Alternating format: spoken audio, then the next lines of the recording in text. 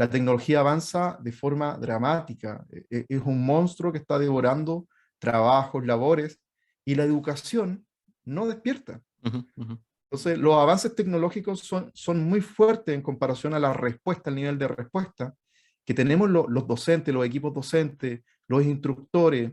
En Latinoamérica no entendemos que la educación y tecnología no es un estilo de educación, es la educación del presente y del Ujú. futuro. La tecnología está ocupando espacios que nunca imaginamos que iban a ocupar. La pregunta es, ¿tenemos las herramientas? ¿Estamos preparados para este mundo? ¿Estamos actuando a la velocidad en que la tecnología se mueve? O sea, la tecnología se mueve a 500 kilómetros por hora y la educación se mueve a 30, a 50 kilómetros por hora.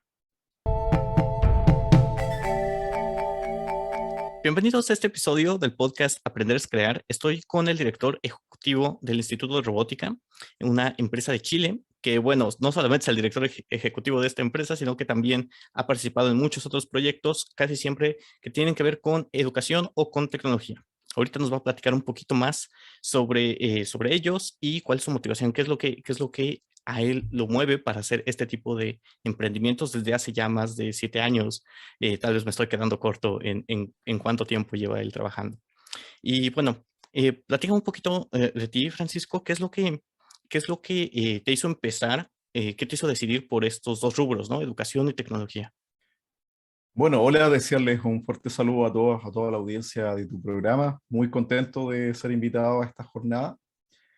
Principalmente, y respondiendo a tu pregunta, lo que me inspira a pertenecer a este mundo de educación y formación, de alguna forma llevando las dos áreas, una cosa educando niños y otra cosa formando docentes, formando profesionales que permitan tener distintas herramientas, modelos aplicados o metodologías para los desafíos actuales, es el hecho concreto de que yo creo que en Latinoamérica el pilar fundamental de un cambio es la educación, en habla hispana y tal vez en todo el mundo. Yo creo que la educación es la herramienta que permite generar cambios sostenibles desde lo social, desde lo económico, desde lo político incluso, en la medida en que el ser humano puede distinguir, puede identificar, puede darse cuenta de lo que está ocurriendo y predecir e intentar predecir y cuidar lo que pueda suceder o pueda pasar a futuro. Entonces, si nosotros no nos educamos precisamente desde un lenguaje bastante más sencillo, para mí educar es hacer mejores personas, hacer personas más fuertes, personas con más valores, personas con mayores conocimientos para que puedan tomar mejores decisiones, con mejor liderazgo, que entiendan que sus decisiones no solo afectan a su propia unidad, a su propia persona, sino también afectan a más personas que los rodean, es poder construir un mundo mejor. Tal vez no vamos a hacer eso desde solo una decisión económica. Yo creo que hay muchos estudios que demuestran que personas que puedan tener ingresos superiores a los que tienen actualmente, si no tienen educación de fondo, no van a administrar correctamente lo que están ingresando y es posible que incluso tengan más problemas que los problemas que tenían antes. Ujú. Y eso lo podemos ver muy fuerte en Latinoamérica. Somos una región que necesita mucho crecimiento intelectual, emocional, espiritual y social. Yo creo que la educación es el paso, es el cofre que tenemos que abrir y tenemos que comenzar a cultivar más lo que encontramos ahí y apostar. Precisamente la gente que estamos en empresas de educación y tecnología es apostar a estos cambios. Claro, claro. De hecho, ahorita que estuve leyendo sobre ti y sobre la empresa, es algo que me gusta mucho, que tienes siempre como esta motivación de un sentido de misión, ¿no? De una misión más importante que uno mismo, que es algo que nos han compartido muchos, principalmente de los docentes, ¿no? Casi siempre un docente, parte de su motivación es esta misión de hacer crecer al individuo, ¿no? De hacerlo desarrollarse mejor. Vale, ¿cuándo empezó en particular esto de Instituto de Robótica? Sé que tienes a tu compañero Oscar. ¿Cómo empezaron ese desarrollo, no? Simplemente se juntaron, "Ah, vamos a hacer algo. ¿Cómo se desarrolló esa idea? Bueno, Oscar Iraira, que es socio y cofundador de Instituto Robótica, ya a esta altura un gran amigo. Él era muy joven, yo lo conocí cuando él tenía 17, 18 años. Ujú, Y a él le gustaba mucho la electrónica. Nos conocimos en un centro de negocios de acá, de la provincia del Biobío, de la región del Biobío y la provincia de Concepción, ujú. acá en Chile. Y en alguna oportunidad él participa de una jornada de mentorías donde le sugieren que en virtud de sus intereses, de lo que él estaba haciendo, construyera un instituto de robótica. Entonces un joven de 18 años, 19 años, de alguna forma, que puede tener todas las energías del mundo, carece de ciertos conocimientos y herramientas para formar un proyecto tan ambicioso. Y ya nos conocíamos de hace bastante tiempo, y yo encontraba que tenía un potencial tremendo, mi amigo. Yo ya era un joven de 30, 32 años, y en algún momento él me dice, ¿sabes qué? Yo tenía una empresa también educativa, siempre he tenido empresas y proyectos educativos, en ese tiempo tenía una empresa que estaba enfocada en educar salud natural, Ujú. de educar salud, cambiar un poco los paradigmas, así como ahora estamos trabajando mucho en cambiar ciertos paradigmas en la educación, en ese tiempo estaba muy esforzado en cambiar paradigmas en la salud y apostar que la gente se educara en salud natural, que es un proyecto que internamente todavía lo tengo muy romántico en mi vida. Sin embargo, cuando él me propone, me dice, me propusieron que hiciera un instituto, me dice Oscar, y yo le digo, oye, hagámoslo, nos va a ir bien. Me acuerdo que en ese tiempo, como joven hombre de negocios, mis socios, amigos de algunos mayores que yo, me cuestionaron inmediatamente el por qué me estaba asociando con un joven de 19 años. Ajá. Me lo cuestionaron seriamente. Y sabes qué, que al fin y al cabo fue algo muy intuitivo.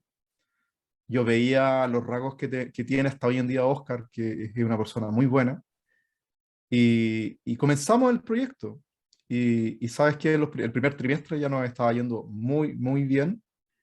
En conjunto empezamos a gestionar, empezamos a construir ideas, empezamos a crear programas educativos, plantear nuevas ideas. Obviamente contaba con el respaldo de otros consultores en educación, amigos míos de hace muchos años. Yo trabajé muchos años en consultoría, en Ujú. formación de capital humano, y se fue dando de una forma bien espontánea, con mucha química, con mucha energía.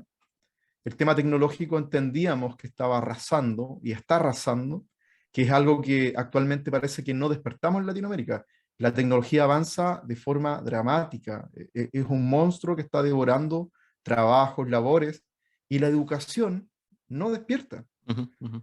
Entonces, los avances tecnológicos son muy fuertes en comparación a la respuesta, al nivel de respuesta que tenemos los docentes, los equipos docentes, los instructores. Yo no soy de formación docente, ¿ah? Ujú. Así que todo mi respeto y mi admiración a todos los profesores que son formados como tal.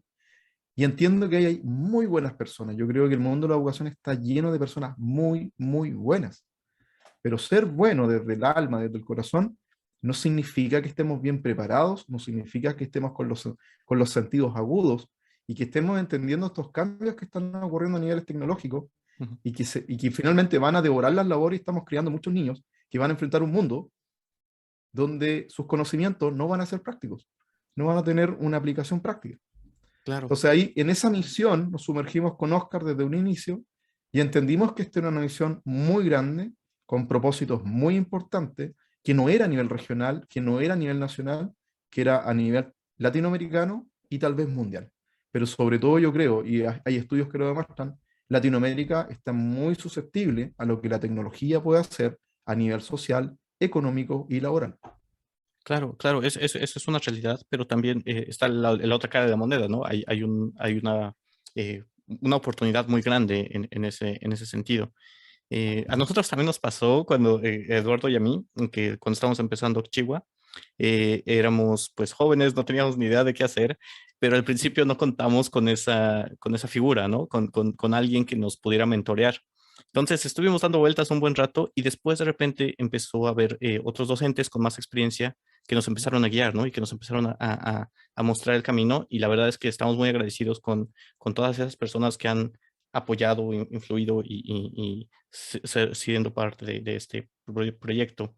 Te quería preguntar, ahorita dices, tú no eres de formación docente, pero has dado clases, has estado en piso como tal, o te dedicas más a la parte del desarrollo, ¿no? De los cursos como tal, de la promoción. Tengo bastante experiencia, Ajá. mi experiencia como consultor. Hemos capacitado a más de 300 cursos de 300 docentes, Ujú. provincias completas donde se juntan todas las unidades de colegios públicos. Los sistemas mexicanos y chilenos son similares, no son iguales, pero tienen cosas similares y me imagino que en Latinoamérica hay muchas cosas similares. En este caso, a veces me tocaba capacitar con un querido amigo que es nuestro ideólogo, que es doctor en organización y negocio, ha sido fundador de los equipos fundadores de facultades, es un caballero de 70 y tantos años ya, con una trayectoria tremenda. Ujú, Entonces con él nos conocimos precisamente capacitando, a mí me tocaba capacitar volúmenes de docentes tremendos, 300 personas, 500 personas, y a él le tocaba capacitar los directivos, los directores, las unidades de alta dirección de las instituciones educativas. ujú, ujú, Entonces cuando yo conozco a mi socio actual, allá tenía una experiencia bastante grande en formación de capital humano, en formación docente, principalmente en qué, en liderazgo, en labores en equipo, ujú, en estrategias comunicacionales bastante más efectivas. Las aulas, las clases magistrales muchas veces estudiamos ciertos esquemas metodológicos, sin embargo no estudiamos el aterrizaje, la bajada que tienen que tener esta metodología. Entonces hay herramientas, hay habilidades que si se entrena al docente, evidentemente va a generar cambios enormes desde el punto de vista de la comunicación, de la emoción, del impacto del conocimiento que genera y que generan los alumnos, del aprendizaje, la calidad del aprendizaje, tanto afectiva como de contenido, si es que se entrena con esta herramienta. Estoy certificado con un máster en NLP, en Neuro Linguistic Programming, ujú. y tengo otros estudios de especialización que me permiten aportar ciertos modelos muy efectivos, de contacto muy directo, que independiente de la perspectiva que uno tenga de estos modelos aplicados, de estas metodologías, tienen instrumentos o herramientas muy prácticas que cualquier docente pueda adquirir, evidentemente va a tener una mejora desde su experiencia interna hasta la experiencia que construye con el alumno. Ujú. Entonces, y obviamente después tomando la dirección ejecutiva de Instituto Robótica, tengo un rol más directivo. Sin Ujú. embargo, a mí me gusta mucho poder participar de los procesos de entrenamiento, sobre todo con los equipos docentes. Te preguntaba esto porque a veces estos temas de tecnología está como esta barrera de es muy difícil, ¿no? Es muy difícil aprender sobre estas cosas cuando no lo conoces, ¿no? Y ya que empiezas a tener un poco de experiencia en los temas tecnológicos, te das cuenta que incluso es una labor muy creativa, ¿no? Y a mí siempre me ha pasado que cuando empiezas ya sea con docentes o con niños, empiezan a tener como que, ya tengo estas herramientas para empezar a hacer algo como que empieza ahí ese gusto, ¿no? ¿Qué pasa si hago esto? ¿Qué pasa si hago esto otro? Creo que es algo que siempre he disfrutado, ¿no? Como docente. Y no sé si has tenido esta misma experiencia con profesores que tal vez ya tengan una carrera más larga.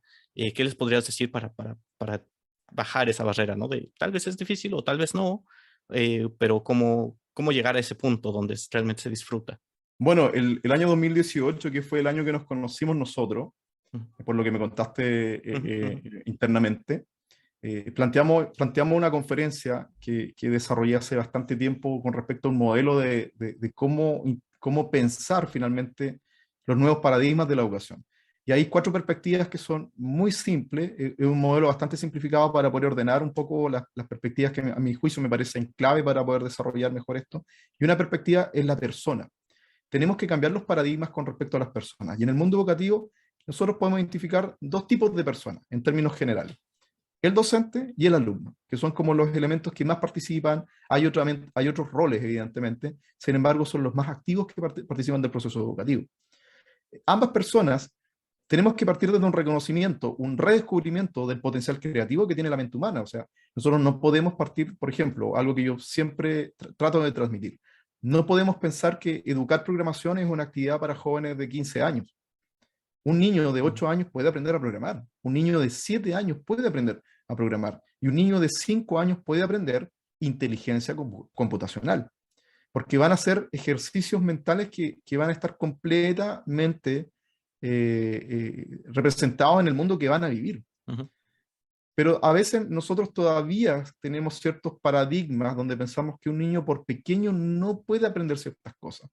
Eso yo creo que ya hay que erradicarlo. El lenguaje de programación es un idioma que se puede aprender tan fácil como el español, como el inglés, dependiendo de los entornos que nosotros construyamos.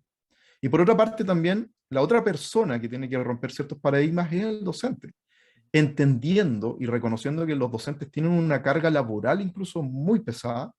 El trabajo de un docente no termina en el aula, el docente llega a la casa a corregir tareas, a revisar, a pensar en el alumno, y queda muy preocupado por una situación emocional, porque se entera de una situación social de un alumno, de una niña, de un niño. La vida mental de un docente es muy exigente desde el punto de vista emocional y sentimental. Entonces nosotros tenemos que entregar muchas herramientas para preparar la experiencia interna, la experiencia sensible de un docente, y desde ahí comenzar a configurar nuevamente el mindset con respecto a los modelos aplicados, las metodologías. Pero si nosotros perdemos la perspectiva de que son personas, de que son seres sintientes, que tienen emociones, que se ven muy afectados por lo que ocurre en la educación, perdimos un poco el foco final de lo que es educar, que es generar mejores personas. Y una mejor persona se siente bien, se siente mejor, está más feliz, está más inspirada, se levanta con ganas de vivir, y cuando llegas a aula ves todos esos ojitos pequeños que te miran como buscando algo en la existencia, y tú vas a comenzar a depositar experiencias de un alto nivel afectivo, emocional e intelectual. Entonces, si no cambiamos estos paradigmas con respecto a la persona, que tenemos un potencial tremendo, nos tenemos que dar cuenta que estos mismos computadores, estas mismas plataformas, son todas creadas por mente humana. La mente humana es muy poderosa. Puede sonar como un cliché, pero resulta que cada objeto, un reloj, una camisa, un computador, un micrófono, toda esa complejidad maravillosa está creada por personas. Entonces, si nosotros no nos damos cuenta que esa energía está presente en cada minuto que respiramos, en cada situación que nos encontramos, nosotros perdemos la energía esencial que tiene la educación. Entonces tenemos que comenzar a hablar del humano.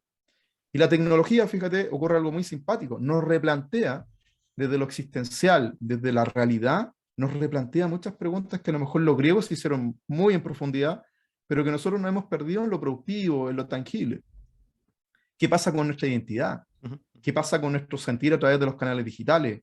Fíjate que en este momento nos estamos comunicando, tú estás lejísimo de donde yo estoy. Sin embargo, la comunicación puede ser muy fluida. Pero yo veo una identidad digital que percibo en ti, de tu rostro, tu avatar tal vez, lo que tú expresas por el chat. O sea, ahora, hoy en día fácilmente podemos hablar de una identidad presencial y de una identidad digital que yo observo en las redes sociales.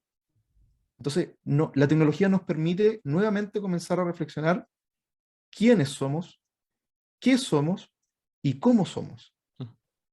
Entonces, esta amalgama que nosotros intentamos constantemente comunicar entre recobrar lo humano, recobrar lo esencial, investigar el potencial que tenemos, redescubrir la gestión de motivaciones, de emociones que puede tener un docente, que puede tener un niño, para, para que a través de la creatividad, la imaginación y todo lo que te enseñamos en tecnología, tú puedas crear un prototipo. Yo creo que la educación de la tecnología es un matrimonio perfecto entre lo tangible de la vida material tecnológica y lo intangible de la vida emocional, de la vida sensible y de la vida creativa. Los computadores que nosotros estamos utilizando son maquinarias con un diseño hermoso. Los equipos móviles, la belleza que tienen, el diseño que tienen. Todo eso lo hacen personas. Y si la persona no siente la belleza en su vida, difícilmente va a querer proyectar la belleza en lo que construye. Sí, claro, claro, claro, por supuesto.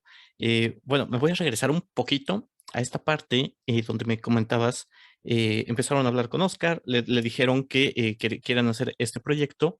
em, Nosotros en ese momento empezamos a dar clases directamente con el alumno y después empezamos a entrar en escuelas. Yo sé que ustedes también hicieron algunas partes con escuelas. ¿Cómo fue este proceso? ¿Hubo algún rechazo por parte de las escuelas? ¿Hubo la aceptación luego, luego? ¿Cómo empezó este proceso a trabajar con escuelas en un sistema que a veces la educación se siente como cerrado, ¿no? O como muy estructurado. ¿Cómo poder hacer esos pequeños cambios? Bueno, algo que siempre transmitimos constantemente con Oscar en nuestras charlas, en nuestras conversaciones, en nuestros podcasts, que cuando nosotros llegamos a hablar de robótica, sabiendo lo importante que es la automatización, la transformación digital que está ocurriendo en el mundo, hay muchos directores que tú tienes, no partes explicando, como decimos nosotros, desde el piso cero, desde el piso uno del edificio. Tenemos que partir desde el -2, desde el -3, Ujú. porque a veces la robótica, en muchas unidades directivas, todavía está considerada al nivel del taller de ajedrez o del taller de fútbol.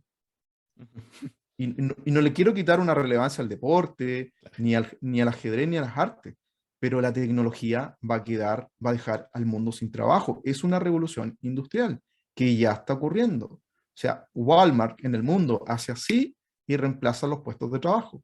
Ujú. Según un estudio del web, más del 50% de las labores en Latinoamérica ya son posiblemente ya pueden ser reemplazadas por maquinaria y tecnología que existe. Ujú. O sea, no es un tema tecnológico, es un tema de inversión. Invierten y nos reemplazan. Cajeras, promotores y una serie de labores lógicas o de procedimientos lógicos que pueden ser fácilmente reemplazados o por una máquina o por un operador o por una plataforma. Entonces las escuelas muchas veces no entienden que esto no es una moda. En Latinoamérica no entendemos que la educación y tecnología no es un estilo de educación, es la educación del presente y del Ujú. futuro. Entonces nos pasa eso, que lidiamos muchas veces con estos paradigmas. En México, nosotros estamos abriendo nuestra oficina en México, en Monterrey, es muy distinto. Monterrey tiene obviamente un esquema muy distinto culturalmente hablando en el mundo académico y educativo, donde nosotros partíamos dialogando incluso con los directivos de colegio desde el piso 1 y tal vez desde el piso 2. Acá en Latinoamérica, en Chile, no es tan así. No todos los colegios tienen robótica y con todo el amor del mundo. Muchas veces la robótica que tienen está sustentada en juguetes y en marcas que lo que buscan es que los niños participen de juegos, de torneos. Nosotros buscamos que el niño prototipe, que aprenda un idioma que le permita generar herramientas y competencias efectivas para un mundo donde va a tener mucho que desarrollar y que no pertenece solo a... Y lo otro que la cultura educativa no entiende, que esto no es una herramienta solo para los que van a estudiar ciencias tecnológicas. Un médico opera a través del robot Da Vinci. Obras de teatro participan actores que son robots. Hay una obra de teatro alemana y japonesa donde un actor interactúa y es un robot. O sea, la robótica va a entrar en todos los sectores. Entonces, tenemos que romper esta idea de que la robótica es solo para los niños de ciencia tecnológica, para el niño geek, para el niño más estudioso. No, la tecnología va a entrar en todos los rincones y universos que tenemos. Yo creo que todos los que pueden estar escuchando este canal o esta conversación, más de alguna vez nos encontramos con la realidad que conversamos una temática, Google nos escucha a través de nuestros dispositivos móviles y ya tenemos la información disponible algo que hablamos. O sea, tú y yo podemos hablar, no sé, Ujú. de los viñedos de Latinoamérica, Google te está escuchando y después te va a tener promociones de vino, de tours turísticos, de viñedos, ¿sí o no? Sí, sí. Entonces la tecnología está entrando en tu intimidad, está entrando en rincones donde incluso las personas no nos estamos dando cuenta lo invasivo que puede ser la tecnología si es que no trabajamos esto desde una perspectiva humana, ética y de sentido. Sí, y lo volvemos parte de nosotros, ¿no? Parte del día a día y lo reconocemos de esa forma, ¿no? Para el tipo de aplicaciones que vamos a usar. Em, vale, dijiste ahorita que estás entrando en México, que ya llevas un tiempo, Monterrey, Ciudad de México. Vi por ahí que ganaste ciertos fondos, y una de las mejores 70 empresas de Latinoamérica en este rubro de EdTech, ¿no?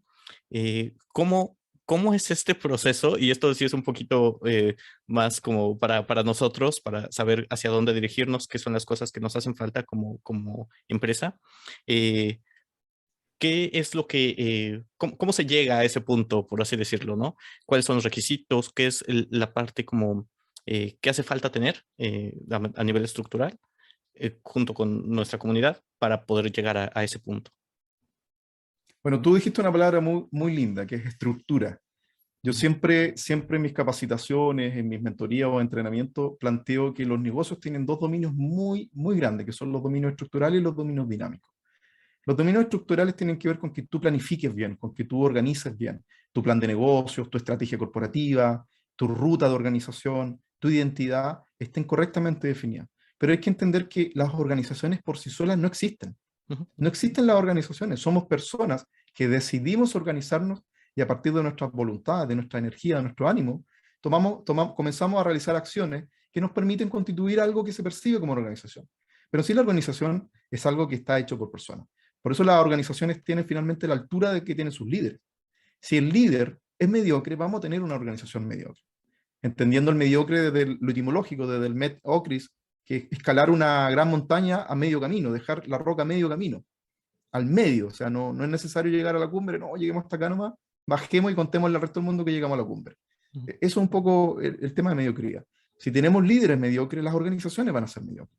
Entonces, lo que hay que apostar es en el factor humano, en la motivación, en tus estrategias motivacionales, que son finalmente el combustible que le va a dar energía a todo el motor intelectual que tienen los negocios o las organizaciones.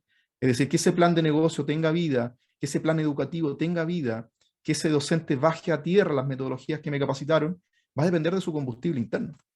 Y eso es factor humano. Kaplan y Norton en Balance Scorecard hablan que el factor humano es el factor más difícil de medir, porque los seres humanos somos relativos, dinámicos, cambiantes, emocionales. Como dice un gran biólogo chileno, Humberto Maturana, somos seres emocionales que ocupamos la razón para justificar nuestros actos emocionales. No somos seres racionales, directamente hablando. Somos seres emocionales que ocupamos la razón para justificar y tratar de entender nuestros actos emocionales. Entonces, si no nos vamos al fuero de la emoción, difícilmente los estándares de tu organización van a ir elevándose. Entonces necesitas activar ese fuego humano. Esa es mi primera recomendación.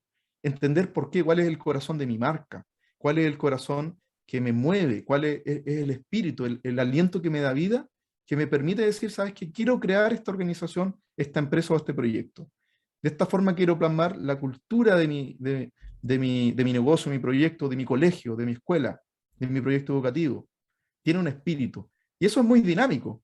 Eso no se consigue leyendo un libro, no se consigue dándote una charla instructiva. Eso se consigue activándote, coacheándote, superando tus limitaciones personales, comprendiendo por qué temo, por qué siento, por qué amo, por qué me muevo. Y mientras yo voy comprendiendo esto, te lo estoy explicando a grandes pasos ya, esto es para estar una tarde entera conversando, pero mientras vas comprendiendo todo esto, después tú te vuelves el mejor administrador de ti mismo, de tus recursos internos, de tu caja de herramientas, de tu motivación, de tu creatividad, de tu sistema de pensamiento, tener un sistema de pensamiento efectivo, partir por la mañana pensando en lo que yo quiero, que es algo que siempre voy a transmitir. Nosotros pensamos constantemente en lo que no quiero. Yo te digo a ti, no pienses en un semáforo en rojo, la mente automáticamente, ¿qué hace? Piensa en el semáforo en rojo. No pienses en un perro ladrando. Tu mente, tu imaginación automáticamente imagina un perro ladrando. Entonces, ¿qué ocurre si en la mañana nosotros tenemos un sistema de pensamiento no efectivo y partimos pensando, no quiero que me salga mal este proyecto, no quiero que me rechacen mi idea, no quiero ponerme nervioso cuando tenga que gestionar lo que estoy haciendo? Nos volvemos excelentes programadores de vivencias que no queremos vivir. Y esto tiene la misma lógica de ir a un supermercado con la lista de lo que yo no quiero comprar. No quiero comprar zanahoria, no quiero comprar un yogur, no quiero comprar leche. No tiene ningún sentido. Es agotador, es poco práctico y poco efectivo. Entonces, lo dinámico tiene que ver en un negocio con cómo nos entendemos nosotros, las personas, el capital humano, como dicen por ahí, y cómo este capital humano genera un capital intelectual. Comenzar desde esa base para después aplicar lo que hoy en día tú puedes encontrar y está muy democratizado. Tú puedes encontrar cómo hacer un modelo de negocio en YouTube gratis. Cómo hacer un plan, cómo hacer una estrategia de negocio gratis, tremendas conferencias. Pero si no tenemos esta activación, todo este material estructural que está diseñado para lograr buenas cosas, no genera sus frutos.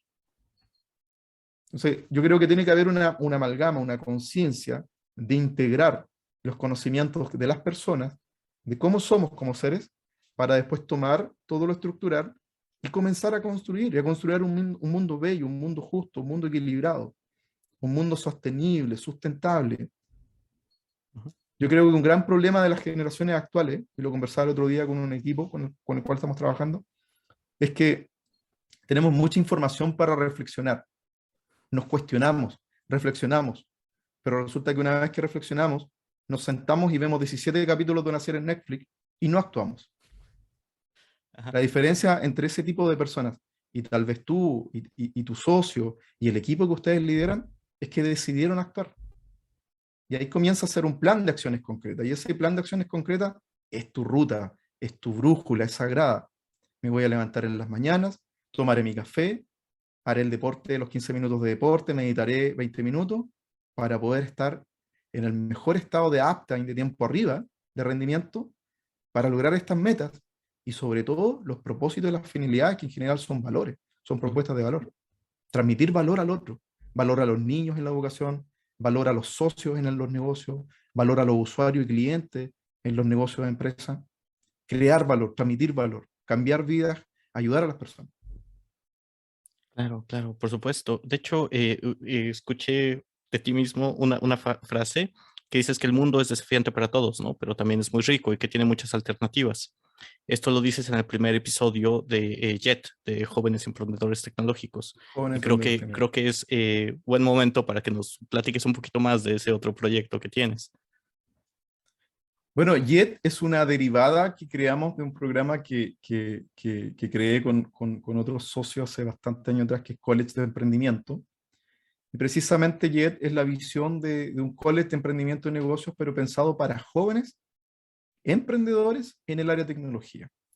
¿Y por qué nos fuimos en ese foco muy particular? Porque junto a Oscar entendíamos que también el joven emprendedor tecnológico tiene ciertas condicionantes que no son las mismas que tal vez un emprendedor de retail o de producto alimentario o de productos de vestuario, te fijas, tiene condiciones muy particulares. O sea, atreverse a presentar un prototipo tecnológico también es de un rigor mayor, de un mercado muy competitivo y que también tiene muchos paradigmas. De pronto se piensa que la tecnología la crean solo los estadounidenses, los alemanes o los japoneses. Y no es así, hay grandes ideas que han nacido de distintos lados del mundo. Pero hay que romper también esos paradigmas sociales. Entonces ahí fuimos creando y fuimos creando este engranaje que es Jóvenes Emprendedores Tecnológicos, donde tengo el honor de ser uno de los exponentes, pero yo soy de la parte de los no tan jóvenes tecnológicos. Ya estamos un poquito pasados de edad, pero siempre con un espíritu joven. Pero ahí participan muchachos, estudiantes con una energía, con un power que es fascinante, de 24, 25 años, con proyectos exitosos, con iniciativa, tiene formato entrevistas, tiene formato cápsula. Ujú. Es un programa que estamos recién desarrollando, o sea, nos gusta lo que hemos creado en primera instancia, pero somos conscientes que hay mucho que mejorar. La mejora continua es clave, sobre todo para cualquier emprendimiento y visión y filosofía de emprendimiento y tecnología, o sea, mejora continua, va cambiando, tiene que ir mejorándose. Nosotros también creemos que nuestro programa tiene que mejorar mucho, pero creemos que dimos que incluso con personas muy, muy, muy buenas, con iniciativas bastante ejemplificadoras para inspirar a los jóvenes que, que suelten un poquito el videojuego, que suelten un poquito la serie de Netflix, el anime, que suelten estos espacios que está bien, pero podemos cambiar el mundo, podemos mejorarlo, seamos los actores, diseñemos uno de los planteamientos directos de Jet, el mundo es un lienzo en blanco Ujú. y podemos comenzar a trazar. Entonces, eso es lo que busca Jet, inspirar, activar y fortalecer, aunque sea un poquito, a los jóvenes de Latinoamérica. Sí, de hecho yo creo que estás siendo un poco humilde en tu descripción. La cápsula que me pasaste es de bastante buena calidad. Son 5 minutos, pero que 5 minutos que tienes que poner atención, ¿no? Porque sacas bastante información, están muy bien, el contenido está comprimido. Entonces, si cualquiera de los que nos está escuchando les interesa, vamos a dejar el link en la descripción para que puedan ir a escuchar esos episodios, ¿no? Jóvenes emprendedorestecnológicos.com y ahí obviamente hay un nexo a la plataforma donde tú puedes tomar de forma e-learning completamente gratuito Ujú. los cursos que están arriba. De antemano señalarle, te agradezco por la observación que nos hace, es agradable escuchar cuando te dices que el material está bien construido, pero creemos que puede ser mejor. Creemos que esto puede ser competitivo, nuestro sueño es lograr construir un canal al estilo National Geographic, o sea, Ujú. y ojo, de hecho, la inspiración de JET surge en una conferencia de Link del 2019, donde vemos a Jason Silva poniendo sus cápsulas de efervescencia, sus cápsulas de energía, Ujú. que son los chops que dice que tú los puedes encontrar, y que me fascinó, nos fascinó, dijimos, oye, tenemos que hacer finalmente este proyecto, y ya lo teníamos esbozado, lo teníamos dibujado, pero finalmente eso fue el gatillador. Entonces, todas estas actividades, por ejemplo, muy importantes como Link, inspiran actores. nosotros queremos participar también de esa inspiración. Claro, claro, claro, por supuesto. Y yo creo que ya lo estás haciendo al menos a pequeña escala y entiendo completamente que quieres hacer crecer esa escala, ¿no? Bueno, vámonos ahora sí a lo que es ya el Instituto de Robótica como tal y cuáles son las opciones que pueden tener los docentes, ¿no? Que nos están escuchando. Me hablabas de 4 programas con diferentes metodologías. Ahí estuve viendo, también tienes un poco de gamificación, aprendizaje basado en proyectos, educación en tecnologías STEM, EdTech. Platícanos un poquito más de esto. ¿Qué tipo de formación pueden tener los docentes en el Instituto de Robótica? Bueno, la invitación es que los docentes tengan herramientas y generen competencias para el mundo tecnológico que está ocurriendo y está sucediendo y va a ser muy, muy dominante. Y esto no exime las áreas ni artísticas ni deportivas. Nos damos cuenta que incluso ahora los árbitros pueden ser reemplazados por el VAR, ¿te fijas? O son complementarios. Entonces la tecnología está ocupando espacios que nunca imaginamos que iban a ocupar. La pregunta es, ¿tenemos las herramientas? ¿Estamos preparados para este mundo? ¿Estamos actuando a la velocidad en que la tecnología se mueve? O sea, la tecnología se mueve a 500 kilómetros por hora y la educación se mueve a 30, 50 kilómetros por hora. Ujú. Yo creo que eso es lo que ocurre. Entonces, y se entiende porque hay un recambio generacional muy potente. O sea, nosotros todavía tenemos en el aula docentes, profesores, que tenían un teléfono con cable completamente analógico y que todavía tienen muchas complicaciones para ocupar Zoom o ciertas aplicaciones móviles. Y esto lo vimos con la pandemia. Nos dimos cuenta que había muchos docentes que tenían grandes complicaciones con estas plataformas. Y es entendible porque ellos vienen de otra era y vienen desde otra etapa evolutiva de la tecnología. Entonces, la tecnología en los últimos 20 años creció mucho, exponencialmente. Entonces, tiene que haber una preparación, una actualización, un update y un upgrade para el mindset, la mente, la configuración de los docentes. Por eso también hoy en día metodologías como aula invertida Ujú. son muy, muy eficaces, porque finalmente ante una temática es probable que un alumno tenga más conocimiento que el profesor, y eso es una realidad que a todos nos toca vivir en el aula. O sea, basta que un niño te diga, mi papá es programador, me enseñó a hacer estos códigos, y tú te quedaste así como, bueno, yo no sé esos códigos, o no sé manejar ese lenguaje. Ujú.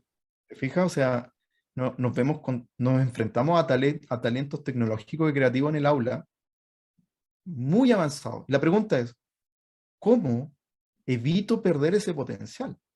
Ujú. Porque ese talento va a ser generador de trabajo, va a transformar vida, puede mejorar la calidad de vida de otras personas. ¿Cómo evito que se pierda? O sea, cómo un niño de inteligencia digital crece en un entorno que todavía tiene pensamientos análogos. Entonces, la invitación a los docentes es a comprender un conjunto de herramientas, de modelos aplicados, que aportan a la construcción de la calidad del aprendizaje de los niños, sobre todo en un entorno tecnológico. Y esto no es exclusivo solo para el profesor de tecnología o el profesor de informática, es para todos, donde entendemos por qué la gamificación toma recursos de los videojuegos y funciona como metodología. ¿Por qué el aprendizaje basado en proyectos? ¿Por qué un niño puede aprender incluso biología, lenguaje en un proyecto tecnológico construyendo una aplicación móvil? Nosotros tenemos casos de chicos que construyeron aplicaciones móviles, así una especie de ¿Quieres ser millonario? Este programa mundial, no sé si allá en México se conoce como tal, Ujú. donde quieres ser millonario, te dan las opciones y tú tienes que responder de acuerdo al conocimiento de la pregunta. Ok, ok, hay formatos similares, sí. Hay formatos similares, me imagino, en todo el mundo. ¿Cómo un niño puede crear una aplicación móvil de juego de ese tipo, de biología, de historia, y puede ser ocupada por todos los alumnos, incluso por el profesor? Ujú, ujú. Pero para lograr eso, tenemos que crear una mentalidad nueva. Tenemos que crear una mentalidad donde los directivos dialoguen con los docentes dialoguen con la tecnología, y esto en conjunto crea una experiencia con los alumnos. Entonces ahí nosotros tenemos programas de formación docente, de capacitación docente, enfocada, hay un programa muy genérico donde hacemos una especie de actualización de las metodologías que son muy susceptibles actualmente para hablar de educación y tecnología en el mundo, Ujú. con experiencia observada en el Tecnológico Monterrey y en otros prestigiosos institutos de habla hispana y también mundiales. Ujú, Tenemos capacitaciones enfocadas en áreas específicas como gamificación, aprendizaje basado en proyectos, pero lo importante de esto es cómo lo aterrizamos en buenas prácticas concretas en el aula. No quedarnos solo en lo teórico, porque si no bajamos la teoría a la praxis, el niño no percibe este potencial, no emocionamos al niño, no maravillamos su inteligencia.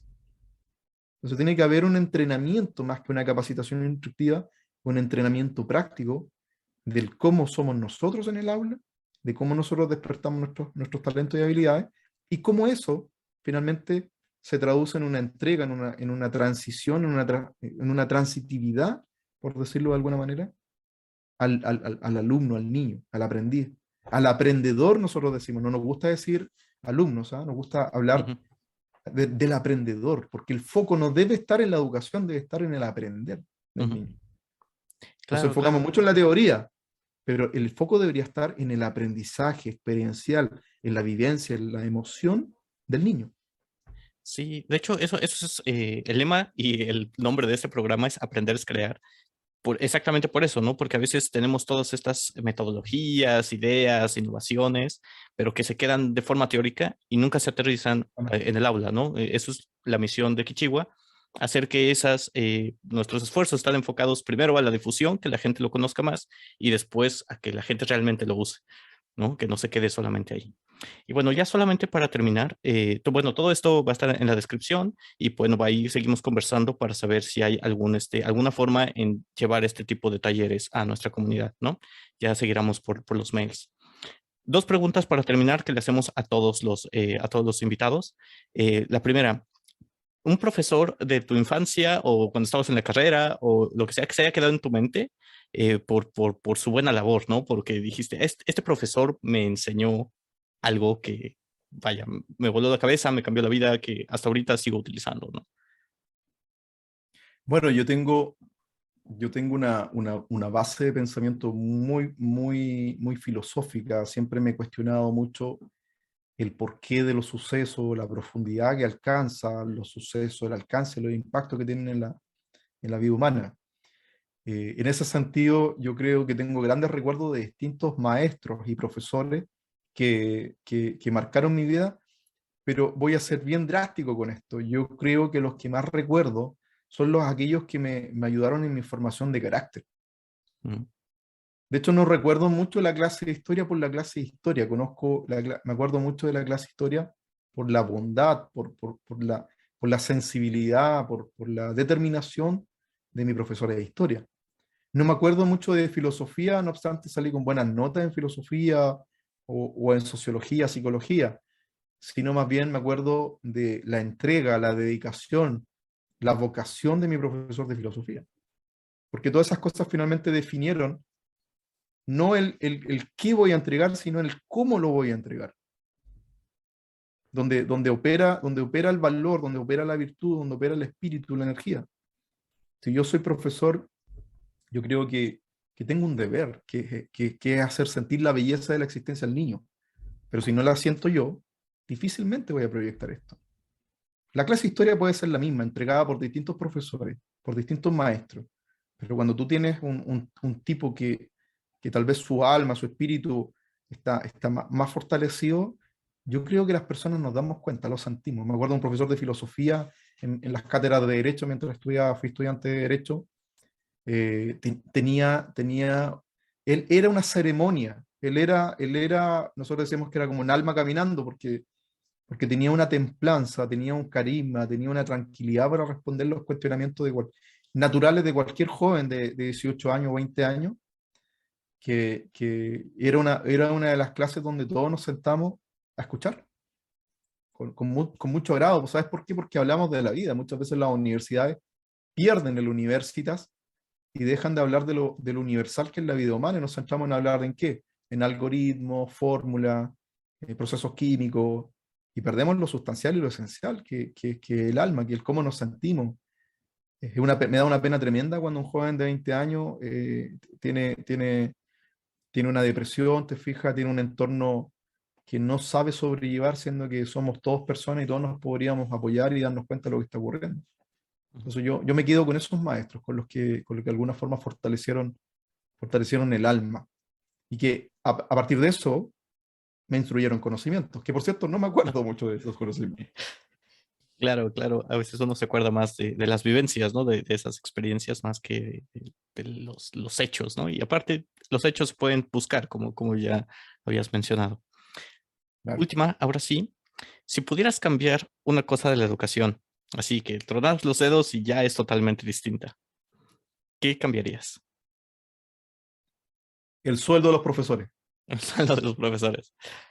¿Por qué? El profesor tiene que estar tranquilo, el profesor debería estar en la jerarquía más alta de la calidad profesional, la calidad intelectual y la calidad del salario, porque él dedica su mente, su espíritu, su alma, su cuerpo a la educación.